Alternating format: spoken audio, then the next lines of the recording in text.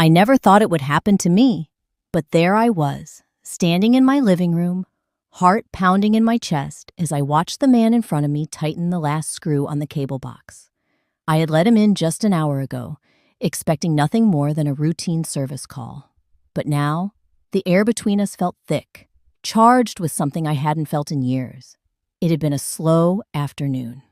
My husband, Mark, was at work as usual, probably stuck in some endless meeting about quarterly projections or whatever it was he pretended to care about. The kids were at school, and I was alone in the house, waiting for the cable guy to fix our eternally malfunctioning internet connection. When I opened the door and saw him standing there, tool belt slung low on his hips, I felt something stir inside me. His name was Jason. Late 30s, maybe early 40s, lean but strong, the kind of man who knew how to use his hands. He had the kind of rough-edged good looks that suggested he spent more time outdoors than in an office, with sun-kissed skin and just enough scruff on his jaw to make him look like he didn't care too much about appearances. "Ma'am," he'd said when I let him in, his voice deep, steady, polite. "Where's the issue?" I had led him into the living room, pointing out the router and cable box. But my mind was nowhere near the tangled cords he was about to sort through. I had been married for 16 years.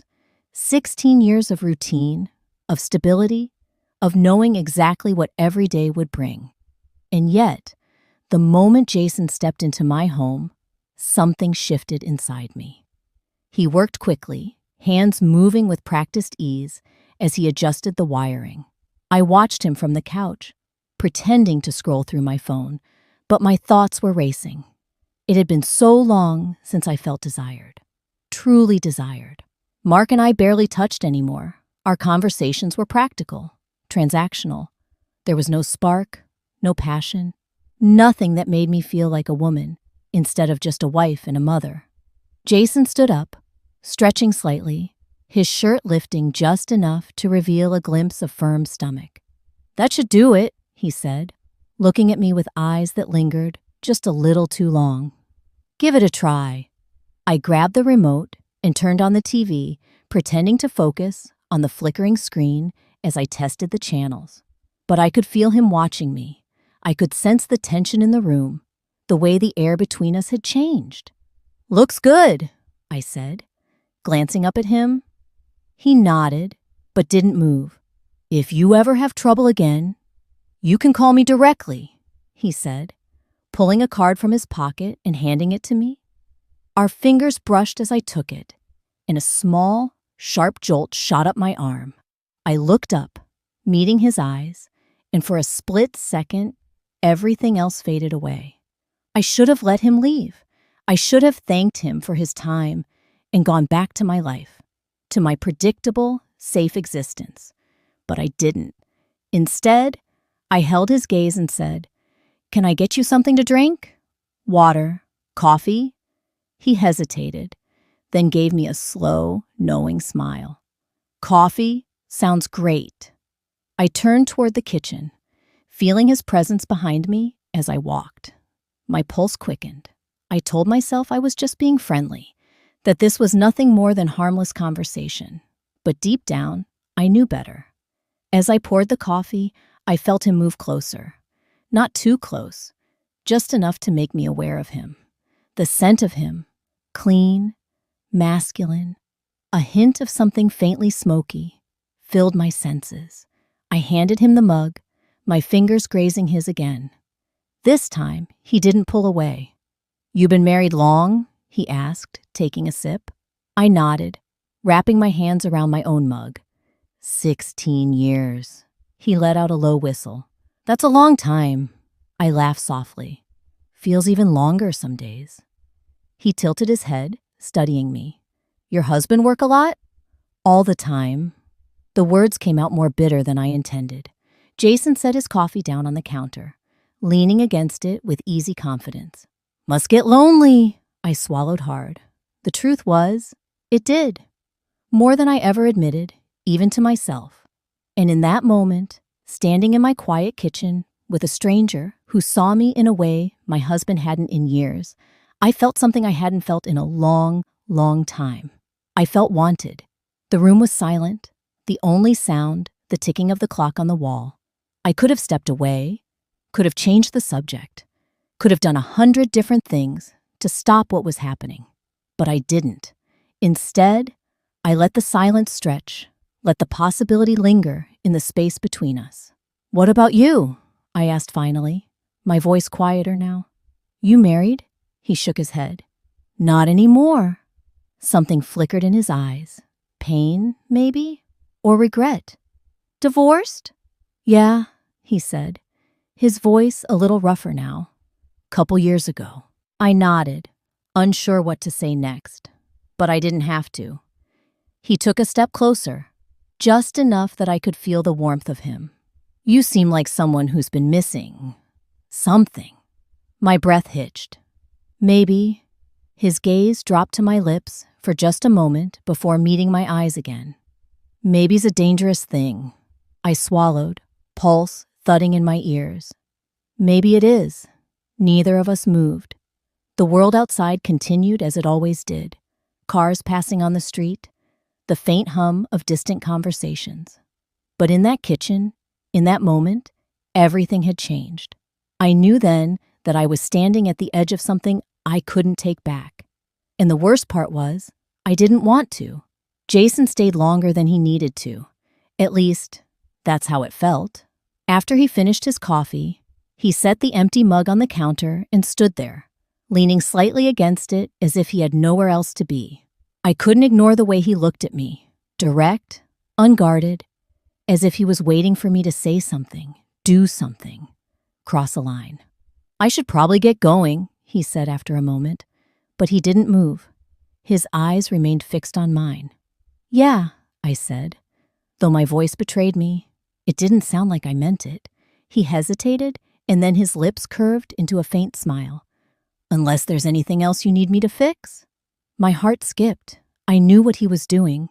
The words were innocent enough, but the way he said them, the way his tone dipped slightly, he was testing the waters. And the worst part was, I didn't want him to leave.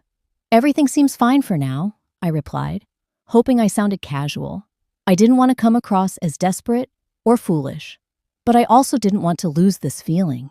The rush, the spark, the sense that something unexpected and thrilling could happen. Jason finally straightened up, his hands sliding into his pockets. "Well, if anything comes up, you've got my card." I nodded, clutching the counter behind me, my knuckles white. "Thanks." He walked to the door, his boots heavy on the hardwood floor. I followed, trying not to think too hard about what I was doing, what I was feeling. When he turned back to face me, before stepping outside, his expression softened, as if he wanted to say something more but decided against it. "Take care, ma'am," he said, his voice low and warm. "You too," I managed, my voice barely above a whisper. When the door closed behind him, I let out a long, shaky breath. I felt like I'd been holding it the entire time he was here. My heart was still racing, my thoughts still tangled. I told myself it was just a harmless interaction. Nothing happened. But deep down, I knew it wasn't that simple. Something had shifted in me. And no matter how much I tried to push it down, it wasn't going away. For the rest of the afternoon, I couldn't stop replaying every detail in my mind. The way his hand brushed mine when he handed me his card, the way his voice lingered on certain words, the way his eyes seemed to see right through me. It was intoxicating and infuriating at the same time. When Mark came home that evening, everything felt off. He didn't notice, of course. He was too busy talking about some new project at work, too preoccupied with his own world to see the change in me. I cooked dinner, listened to him ramble, and nodded at the appropriate moments, but my mind was somewhere else. That night, lying in bed next to my husband, I couldn't sleep. I stared at the ceiling, my thoughts racing. I kept telling myself it was nothing, that I was just bored, that it didn't mean anything. But the truth was, I felt alive for the first time in years. Jason had awakened something in me, something I thought was long dead. The next day, I found myself glancing at his card more than once. It sat on the kitchen counter where I'd left it, an innocent piece of paper with a phone number and a name. I told myself I wouldn't call. There was no reason to. The cable was fixed, and there was nothing more he could do. But the temptation gnawed at me. By the end of the week, I couldn't resist. I wasn't even sure what I was going to say, but I picked up the phone and dialed his number before I could talk myself out of it. He answered on the second ring. "Jason here." My heart pounded at the sound of his voice. "Hi, it's me. You fixed my cable earlier this week." "I remember," he said, his tone lighter now. "Is everything still working okay?" "Yeah," I said quickly. "Everything's fine. I hesitated, searching for an excuse. I just had a couple of questions about the setup. He didn't press me for details. "Sure. What do you need to know?" I stumbled through some vague technical questions, things I already knew the answers to, but he answered patiently, his voice calm and steady. When I ran out of questions, there was a long pause. "Well, if you need anything else, just let me know," he said finally. "Thanks," I said, feeling ridiculous. "I'll let you know." I hung up, feeling both relieved and disappointed. I had heard his voice again, but I had also made a fool of myself. Still, the brief interaction was enough to keep that spark alive. Over the next few days, I found myself thinking about Jason more and more. I imagined what it would be like to see him again, to feel that electricity between us in person. I knew it was dangerous, knew it was wrong, but I couldn't stop myself. When the internet started acting up again, I almost felt relieved. It gave me a reason to call the cable company, to ask for Jason specifically. The customer service representative on the other end of the line assured me he'd be out the next morning. When Jason arrived, he was all business at first. He greeted me politely, asked to see the equipment, and got to work. But as he crouched in front of the router, his hands deftly sorting through the cables, I couldn't help but watch him. The way his muscles moved under his shirt, the way he seemed completely in control. It was mesmerizing. "Something wrong?" he asked, glancing back at me. I shook my head quickly. "No, just watching.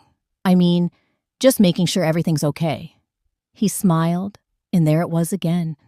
That spark, that unspoken connection that made my breath catch. When he finished, he stood and turned to face me. "All set," he said. But he didn't move to leave. Instead, he looked at me, his eyes searching mine as if he could see exactly what I was thinking.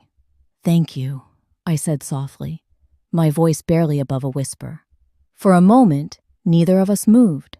The room felt charged, as if the slightest shift could set something in motion that couldn't be stopped. I wanted him to kiss me. I wanted him to take that step, to close the distance between us. But he didn't. Instead, he stepped back, breaking the spell. "Well, if you have any more issues, you know how to reach me," he said, his voice steady but softer now. "Yeah," I said, my heart still racing. "I do." He left without another word, and I stood there for a long time, trying to process what had just happened. I felt a mix of relief and disappointment. He hadn't crossed any lines, but I could feel that we were teetering on the edge. And the worst part was, I didn't know if I wanted to stop. Over the next few weeks, I found excuses to call him back. A slight lag in the connection, a channel that wouldn't load. Every little problem became a reason to see him again. And each time he came, the tension between us grew. We never spoke about it, never acknowledged the way our conversations lingered, just a little too long, the way our eyes met and held. But it was there, a constant undercurrent that neither of us could ignore. I knew I was playing with fire, but I couldn't stop. I told myself it was harmless, that I wasn't doing anything wrong. But deep down, I knew I was lying to myself. I knew that if Jason made a move, if he took that step I was too afraid to take, I wouldn't stop him, and that terrified me as much as it thrilled me. Jason and I settled into a strange rhythm. I didn't need to call him every week. The internet was working fine. but he'd drop by anyway, under the pretense of checking in. The first time he did it, he'd called ahead. "Just wanted to make sure everything's still good with the cable," he said. I paused, unsure what to say. I knew what he meant. I knew it wasn't really about the cable. "Everything's fine," I said, my voice steady. "Good," he replied. Then, after a pause, he added, "If you don't mind, I'd like to swing by tomorrow, just to double-check everything's running smoothly." I hesitated. He wasn't giving me a reason to say no, but he wasn't giving me much of a reason to say yes either. "Sure," I said finally, my stomach twisting. "I'll be here." When he arrived the next morning, he wasn't in his usual work uniform. He wore jeans and a plain t-shirt, looking more relaxed than I'd ever seen him. He carried a small toolbox, but I doubted he had any intention of using it. "You didn't have to come all this way," I said, meeting him at the door. "Everything's working perfectly." He smiled, that same easy smile that always seemed to make my heart race. I was in the area. I let him in, stepping aside as he entered. He placed the toolbox on the counter and leaned against it, looking at me with an intensity that made me want to both lean into it and run away. "Something on your mind?" he asked, his tone casual. I shook my head. "No, just surprised to see you, that's all." "Surprised? Huh?" He tilted his head, studying me. "You don't seem upset about it." I crossed my arms, trying to steady my breathing. Why would I be upset? His smile widened, just slightly. "I can think of a few reasons." I didn't respond, unsure where this was going. Part of me wanted to push him out the door and tell him never to come back. The other part wanted to see how far this would go. He reached into his toolbox, pulling out a small device I didn't recognize. "Just going to run a quick signal test," he said, moving toward the router. I stood there, watching him as he knelt down, his back to me. I could see the faint outline of his shoulder muscles under the fabric of his shirt, the way his jeans fit snugly around his waist. I bit my lip, forcing myself to look away. This wasn't right. I was married. I had a family. I shouldn't be feeling this way. But when he looked back over his shoulder, his eyes meeting mine, I knew he could see right through me. "All good here," he said, standing up. "But if you notice anything out of the ordinary, you know how to reach me." I nodded, my throat dry. "Sure, thanks." He walked to the door, toolbox in hand. "Take care, ma'am." I watched him leave, closing the door behind him. For the next hour, I stood in the kitchen, replaying the entire interaction in my mind. He hadn't crossed any lines, not technically, but the way he looked at me, the way he smiled, he knew exactly what he was doing. The next time he stopped by, it was unannounced. I was in the backyard, pulling weeds from the garden, when I heard the sound of his truck pulling up in the driveway. I wiped my hands on my jeans and walked around to the front of the house, my heart pounding. He climbed out of the truck, a bottle of wine in one hand. "What's this?" I asked, confused. "Just a thank you," he said, holding it out to me. "For what?" "For being so patient with all the cable issues," he said, though there hadn't been any in weeks. "Thought you might enjoy it." I took the bottle, my fingers brushing against his. "That's very kind of you," he shrugged. "You deserve it." We stood there for a moment, neither of us speaking. I knew I should tell him to leave, to take his wine and go, but I didn't. Instead, I invited him inside. "Come in," I said, stepping back. "You didn't have to do this." He followed me into the kitchen, where I set the wine on the counter. I reached for 2 glasses, hesitating for only a moment before pouring. "Thought I'd bring something nice," he said, leaning against the counter. "You seemed like you could use a little break." I handed him a glass, my hand trembling slightly. "A break?" "Yeah," he said, his eyes meeting mine. "From everything. From life." I sipped the wine, the warmth spreading through me. "Life's not always easy," I said, feeling the truth of my own words. He nodded, taking a slow sip from his glass. "You ever feel like you're just going through the motions?" I looked down at my glass, swirling the wine. Sometimes. Me too, he said, his voice softer now. It's like you wake up one day and realize you've been living the same day over and over, like nothing ever changes. I glanced up at him, his expression serious now. What do you do when you feel like that? He shrugged. You find something that makes you feel alive again. His words hung in the air between us, heavy and charged. I didn't know what to say. My mind was spinning, my heart racing. I knew I should stop this, should end it before it went too far. But I couldn't. I was drawn to him, to the way he made me feel, seen, wanted, alive. Maybe we should slow down, I said, though I didn't believe my own words. Jason set his glass down on the counter, stepping closer to me. Do you really want to? I didn't answer. I couldn't. I was caught between what I knew was right and what I wanted. And in that moment, what I wanted was standing right in front of me, his eyes locked on mine.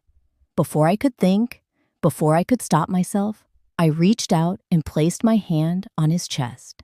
His heartbeat was strong and steady under my palm. He didn't move, didn't pull away.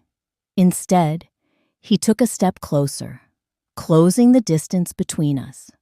My mind was a whirlwind of emotions: fear, excitement, guilt, desire.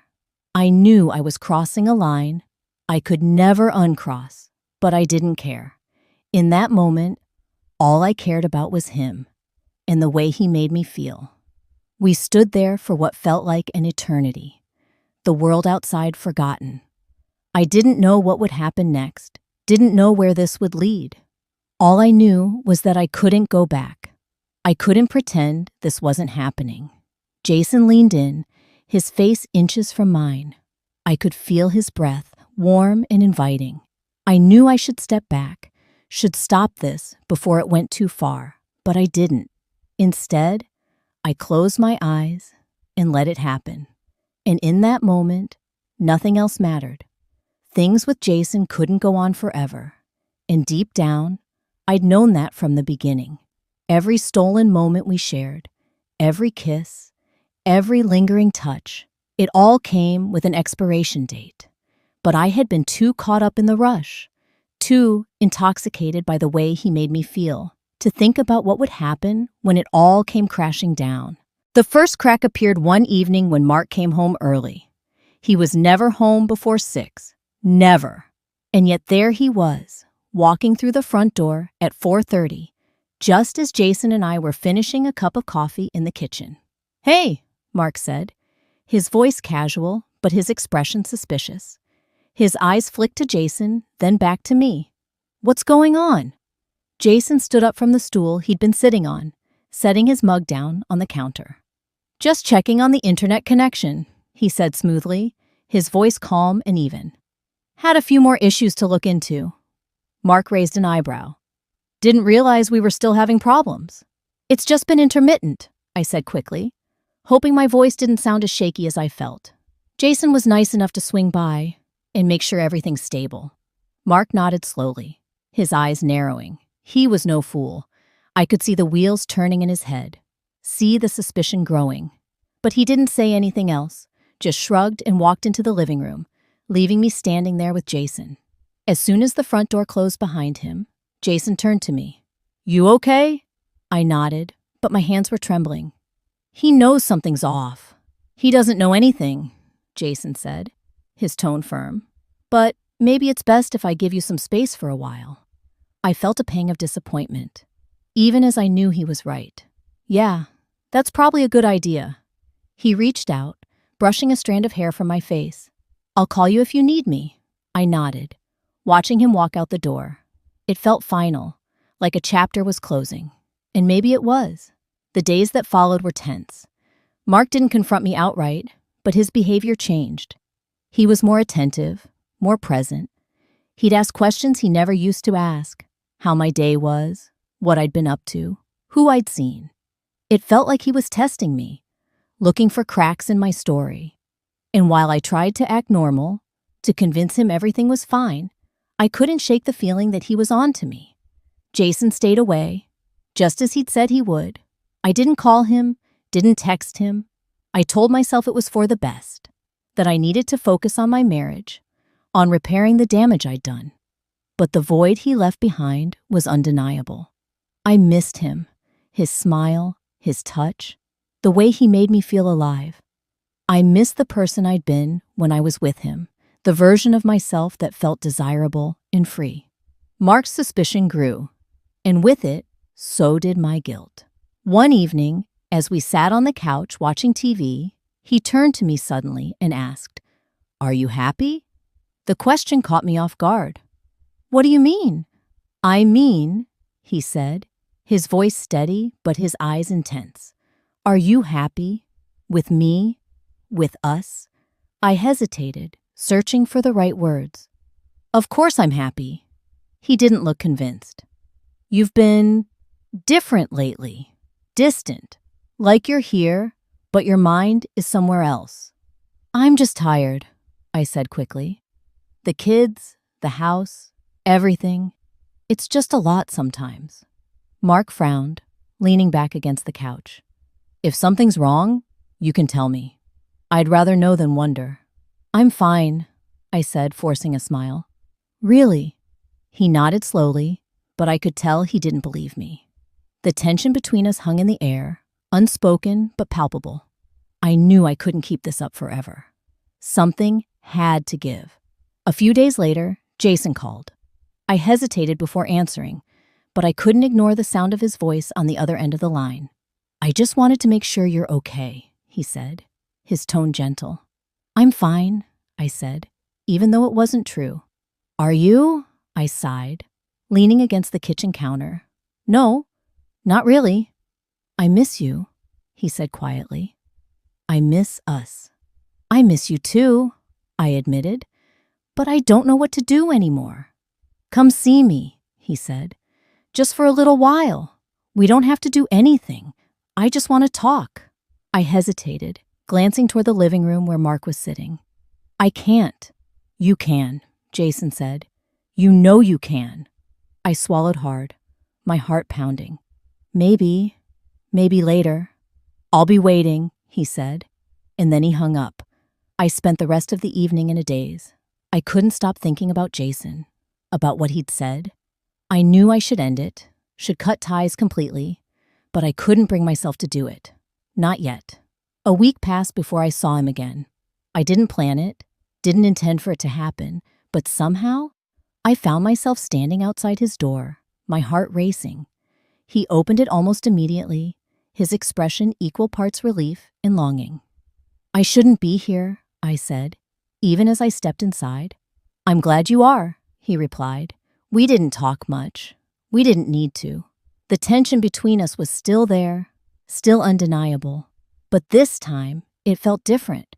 It felt heavier, more final, like we both knew this might be the last time." When I left that night, I felt a strange sense of closure. It wasn't the kind of closure I'd expected. Not clean or easy or tied up with a neat bow. But it was something. I knew I couldn't keep living in two worlds. Couldn't keep balancing on the edge of a lie. It wasn't fair to Mark, to Jason, or to myself.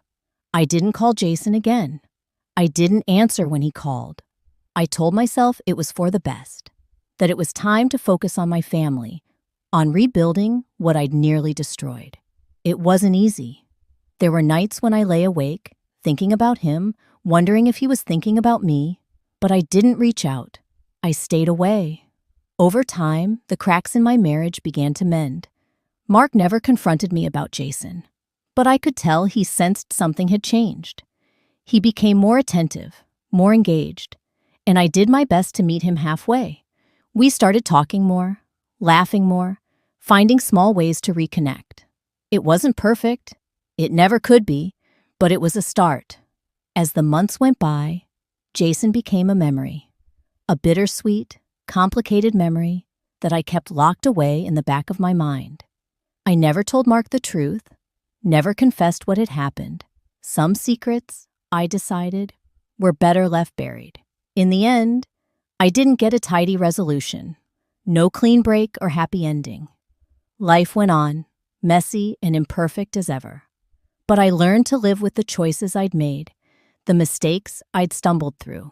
And I learned that sometimes the hardest thing isn't letting go. It's moving forward,